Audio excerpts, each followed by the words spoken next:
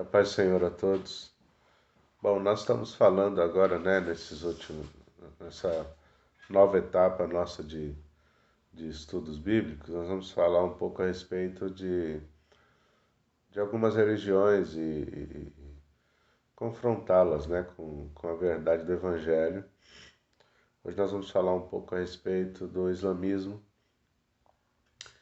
que é, nos últimos anos, aí, uma das religiões que tem crescido muito no mundo, né? E tem realmente expandido seus horizontes aí, tem alcançado muitos lugares.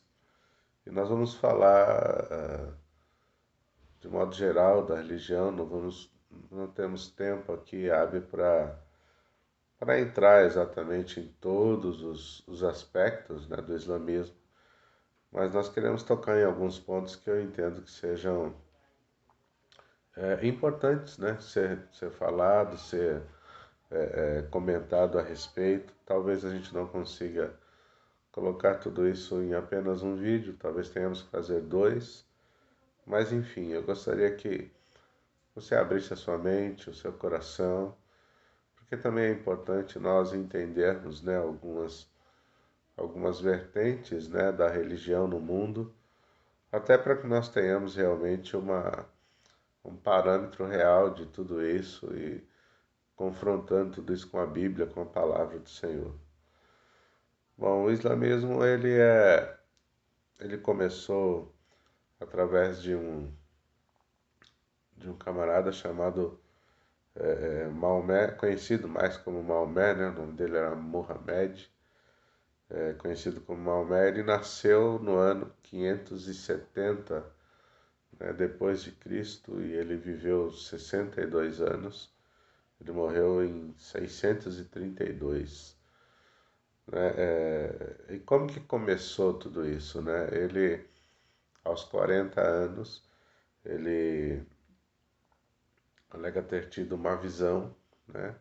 Ter tido um encontro com o anjo Gabriel, e esse passou então a estar ministrando para ele todas as vertentes e as verdades do islamismo, né? A Bíblia do islamismo né, o texto principal do islamismo é considerado o Alcorão, que foi exatamente redigido por Maomé. Né? Aos 40 anos ele começa a receber essa revelação e ela dura 22 anos. Né? E aos 62 ele morreu. E, e qual é, na verdade, a visão geral do islamismo? Primeiro, eles são também, assim como o cristianismo, assim como o judaísmo, uma religião monoteísta. O que seria isso? Eles acreditam na existência de um só Deus, né? Um só Senhor, um único Deus digno de ser adorado, reverenciado, e eles chamam este Deus, né, de Alá, no caso, né? Para eles Alá é o mesmo Deus que nós adoramos, o mesmo Deus de Abraão. Eles se consideram descendentes de Abraão a partir da linhagem de Ismael, né? E por isso acreditam realmente ser a religião que deve ser seguida, que deve ser observada, porque assim fazendo você alcança a salvação através de Alá.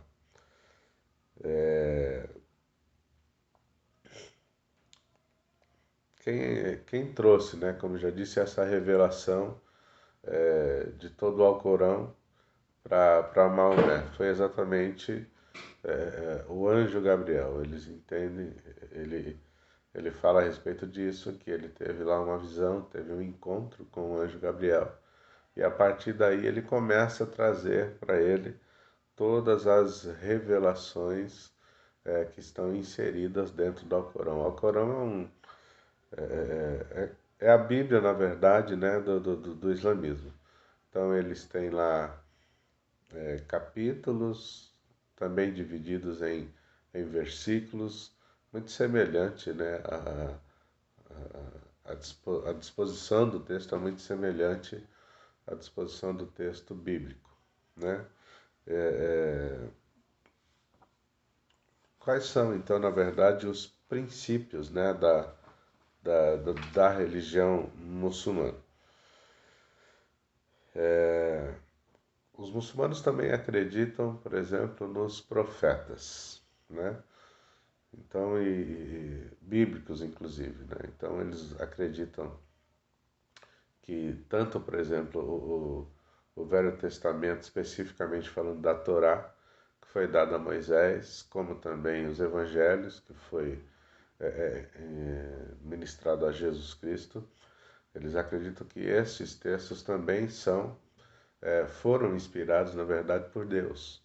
Mas eles acreditam que, ao longo de todos os anos, esses textos eles foram alterados, foram adulterados, né? Acreditam, por exemplo, que os evangelhos, né, que nos foi ministrado na pessoa de Jesus Cristo, quando Jesus ele morre e na verdade, eles não acreditam que Jesus tenha de fato morrido e ressuscitado. Eles acreditam que Jesus ele foi levado ao céu sem passar pela morte. E quando ele foi levado ao céu, ele levou consigo o evangelho original. Então, e esse que nós temos contato com ele foi adulterado, ele foi vituperado, né? Por isso, eles não acreditam na veracidade de todo o texto bíblico, por acreditar que ao longo dos anos, ao longo da história, estes textos foram vituperados. Por isso, eles consideram o texto de Maomé o texto que deve ser realmente seguido, que deve ser observado, porque ele é o texto que expressa, é a última revelação dada por Deus aos homens, e essa revelação foi entregue a Maomé, né? Uma coisa também importante é que eles não acreditam, por exemplo, que Jesus ele é Salvador. Eles não acreditam que, por exemplo, na divindade de Jesus, no sentido de ele ser Deus, né? A fé, né, islâmica, ela não acredita na, na salvação por intermédio de Jesus Cristo. Eles acreditam que o único que pode salvar, porque é Alá, né, é Deus, porque eles não acreditam, por exemplo, na Trindade. Para eles está muito fora de questão acreditar em um Deus que se divide, no caso, que são três pessoas, né? Pai, Filho e Espírito Santo. Para ele não existe isso. Existe apenas Alá, que é o soberano, que é o que deve ser adorado, que deve ser glorificado e mais ninguém. Eles olham para Jesus como mais um dos profetas, né? E eles acreditam exatamente no ministério profético dos profetas. Para eles, os principais profetas são Adão, Noé, Abraão, Moisés, Jesus e Maomé, que na concepção islâmica é o maior de todos os profetas. Eles, por exemplo, também é importante dizer isso, né? Eles não olham para Maomé como Deus, mas sim como o mensageiro, como um grande profeta enviado por Deus, separado, escolhido por Deus, para que os homens sejam ministrados por tudo aquilo que ele recebeu, né, da parte de Deus através do anjo Gabriel, né, então Maomé não é Deus dentro do islamismo. Maomé ele é um profeta, ele é o maior profeta da história da humanidade e o único Deus a ser adorado é Alá, né? E por que nós estamos trazendo todas essas informações? Porque é exatamente nisso que nós precisamos, com estas coisas que precisamos ter muito cuidado. Né? Os islâmicos, eles se dividem em alguns grupos, mas principalmente em dois, né? E os outros meio que são inseridos dentro disso. Mas os dois principais grupos do islamismo são os xiitas e são os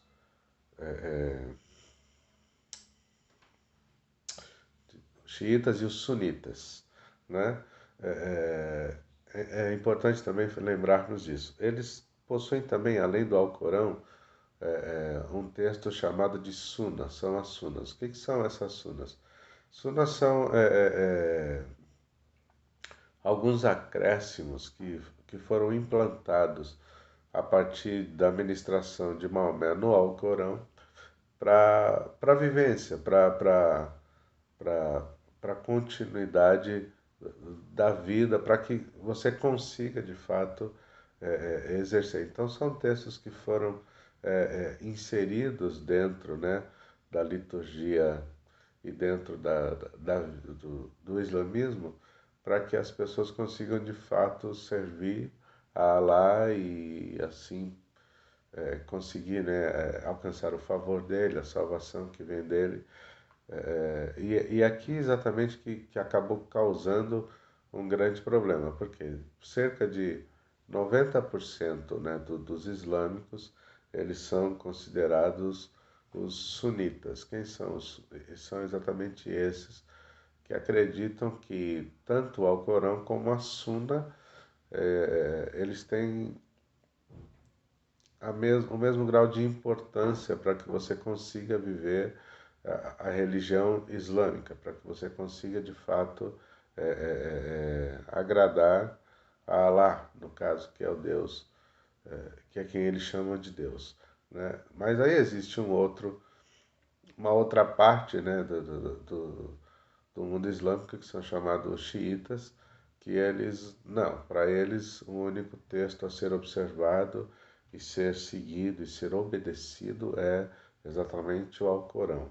Daí a divisão desses dois grupos distintos, né, e é exatamente dessa parcela, dessa parte menor, né, dos aproximadamente 10% dos muçulmanos, que nós vamos ver aí os radicais islâmicos, né? Por exemplo, esse grupo chamado Estado Islâmico, eles são xiitas e não sunitas. Não são todos os islâmicos ou os muçulmanos que são exatamente violentos, que são esses grupos radicais que nós vemos aí, por exemplo, até fazendo esses atos terroristas, causando morte de muita gente. Né? E muitas vezes é colocado tudo dentro do mesmo pacote, mas a grande maioria deles, eles não são violentos, não são essas pessoas com essas atitudes extremas, né, por exemplo, se tornar um homem bomba e de colocar bomba em alguns lugares, de provocar atentados para causar a morte de muitas pessoas. Né? Na verdade, é uma parcela bem pequena do mundo islâmico que existem pessoas que têm esse tipo de comportamento, que têm essa prática. Né? E é importante entendermos isso. Nós somos divididos principalmente em dois grupos, sendo que um deles comporta, como já disse, 90% praticamente dos islâmicos no mundo, que são os sunitas. E essa pequena parte é a parte radical que chega aos extremos, alegando com isso, né, tá defendendo a fé muçulmana. Então, é importante nós entendermos uma coisa interessante. Como eu disse dos profetas, eles acreditam nos profetas. Então, quem são, na verdade, como eles enxergam, né, esses profetas. Então, como eu disse, os principais são Adão, né, que eles consideram, por exemplo, o escolhido de Alá, né? Depois vem Noé, que eles consideram o pregador de Alá. Eles acreditam realmente em alguns textos bíblicos, principalmente na Torá, que são lá os livros escritos por Moisés, né? Abraão, dentro do mundo islâmico, é considerado o amigo de Alá. É interessante como eles falam de Jesus, né? Mas Moisés, por exemplo, é considerado o porta-voz de Alá, por isso que veio lá com a Torá, com os 10 mandamentos e tudo mais. Jesus é a palavra de Alá, né? Mas e Maomé quem é Maomé? Maomé, na verdade, é o principal profeta de Alá, é a figura mais importante na história da humanidade, no que diz respeito a ministério humano, a manifestação humana a respeito da pessoa de Deus, né? Como já disse, eles não acreditam na divindade de Jesus. Eles acreditam que Jesus foi um grande profeta portanto, ele deve ser, sim, reconhecido, deve ser considerado, deve ser observado, mas ele não deve ser considerado Deus, como Deus, porque eles não acreditam na Trindade, né? Eles acreditam apenas na existência de um único Deus e nada mais, né? O islamismo ele se baseia em 5 pilares distintos, né? E quais são esses pilares do islamismo? Eu quero ler aqui para vocês. Eu não sou muito bom com essas pronúncias, né? Mas tem a charrada ou charada, eu não sei exatamente como pronuncia isso, que é a porta de entrada da pessoa no Islã. E o que seria isso? A pessoa, quando ela entra, ela precisa fazer uma confissão de fé, né? Então, como se dá isso? Ela vai dar uma declaração. Qual é a declaração? Não há divindade além de Alá e Muhammad ou Maomé é mensageiro de Alá. Então, toda pessoa que vai ser inserida, que ela vai se converter ao Islã, né, ela precisa fazer essa confissão de fé, né? Que seria isso. Ela vai declarar que Alá é Deus, ele é o ser supremo, e que Maomé é o seu porta-voz, Maomé é o seu profeta maior, né? O segundo pilar, né, considerado também do islamismo é o salat. O que é o salat? É a oração. E como isso se dá? O salat é a oração obrigatória dos muçulmanos, que deve ser praticada 5 vezes ao dia em horários específicos, de acordo com a posição do sol. Durante o salat, o muçulmano recita o Alcorão e faz súplicas prescritas pelo profeta Maomé, de acordo com o que foi revelado por Deus a ele. Então, é aquela oração que a gente vê muitas vezes até em alguns filmes e em algumas reportagens, né? Que todo muçulmano, que todo islâmico, ele faz 5 vezes ao dia, ele aponta, né, para o lado de Meca e ele vai lá fazer as suas orações. Outro pilar, né, do islamismo é o zakat. O que seria isso? É a doação compulsória de 2,5% para aqueles que têm capacidade de pagá-la, ou seja, que possuem valor de bens acima de, na época, né, 85 gramas de ouro. Daí está falando exatamente de uma quantia específica que lá, quando começou, na época nós não tínhamos a moeda como temos hoje, né? A moeda era ouro, prata, eram esses metais preciosos, então eles especificaram lá uma quantia e quem tinha posse disso, quem tinha condições de ter esse valor na mão, ele separava lá 2,5% disso e ele entregava como doação para sustento de tudo, né? Para manter as coisas. O outro pilar é o jejum do Ramadã. O jejum no mês do Ramadã dura todo o mês lunar do Ramadã e deve ser praticado por todo muçulmano com capacidade para jejuar, iniciando o jejum antes do sol nascer e encerrando após o pôr do sol.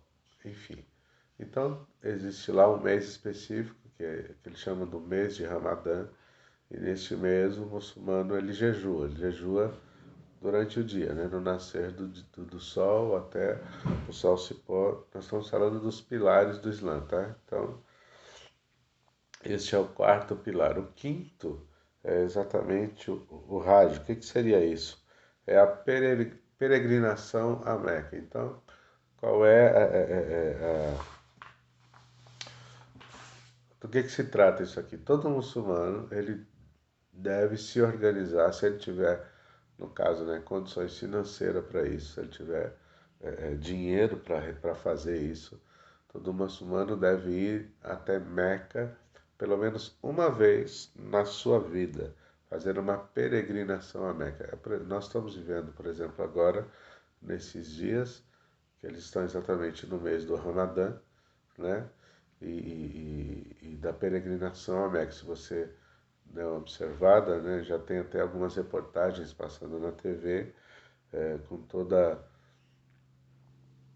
com as restrições específicas, né, mas a gente vê aí já alguns muçulmanos se organizando, para ir até Meca, porque é exatamente agora que acontece esse período, né, da peregrinação a Meca. E segundo os dogmas do Islã, todo muçulmano ele precisa ter isso como prioridade. Pelo menos uma vez na vida ele precisa ir até Meca e prestar lá o seu culto, a sua oração, fazer o jejum, enfim.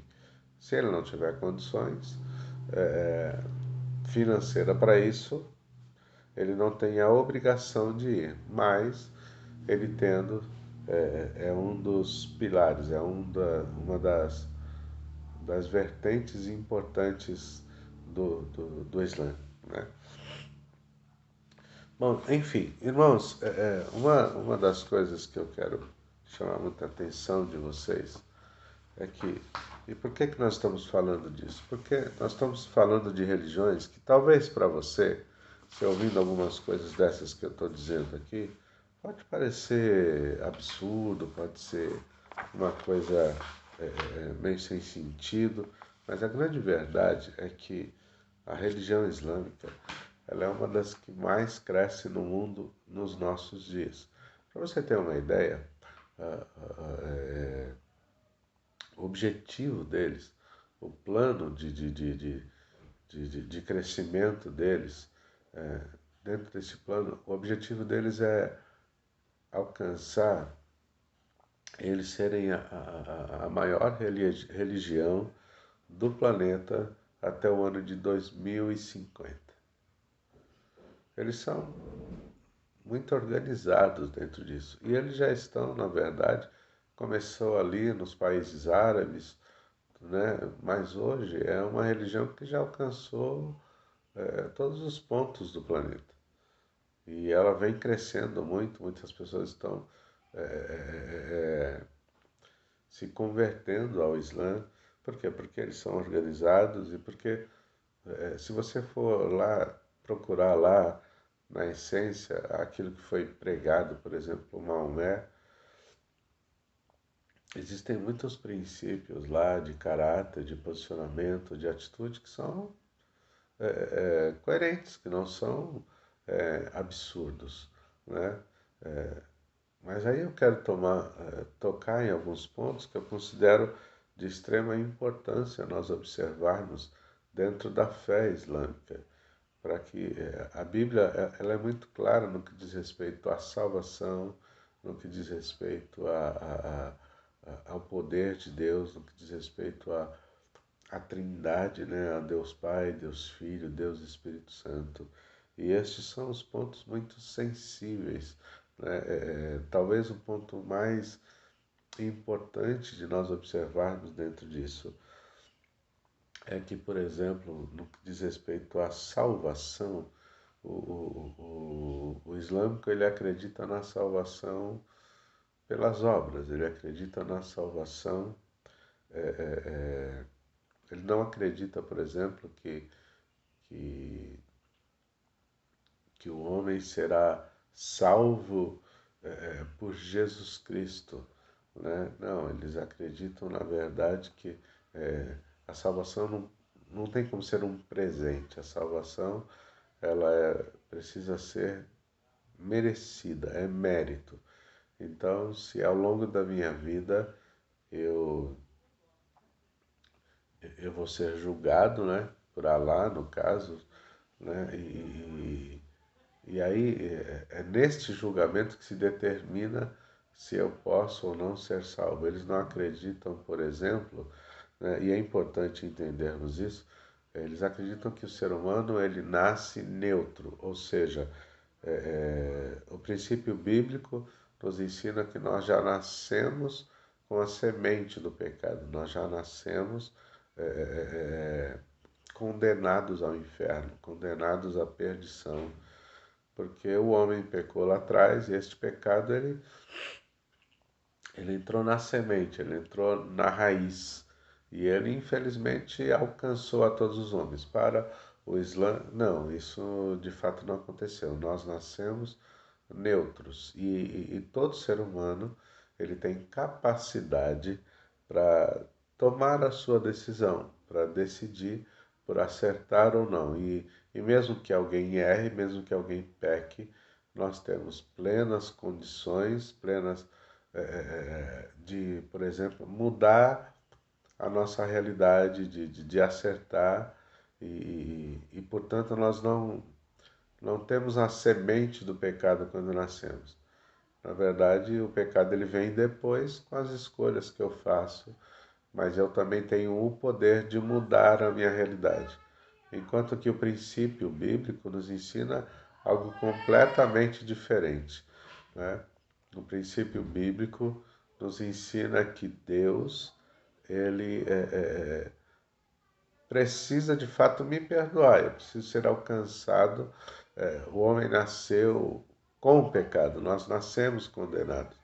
E, portanto, nós precisamos do perdão de Deus, nós precisamos ser alcançados pela graça de Jesus Cristo.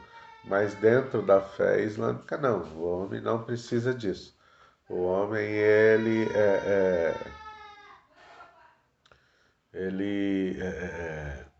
nasce com plenas condições de ele decidir pela sua salvação ou pela sua condenação, né? Sim, claro que é fato que nós precisamos ir para o céu ou não é uma escolha também nossa, mas eu não consigo ir sozinho. Se eu não for alcançado pelo perdão de Deus, se eu não for alcançado pela obra redentora de Jesus Cristo na cruz, nenhuma obra minha tem condições de me salvar. Amém? Nós vamos continuar num outro vídeo e eu peço que você, em nome de Jesus, assista, né? Nós temos algumas questões ainda para abordar aqui. Então assista o próximo vídeo, eu te peço em nome de Jesus. Amém?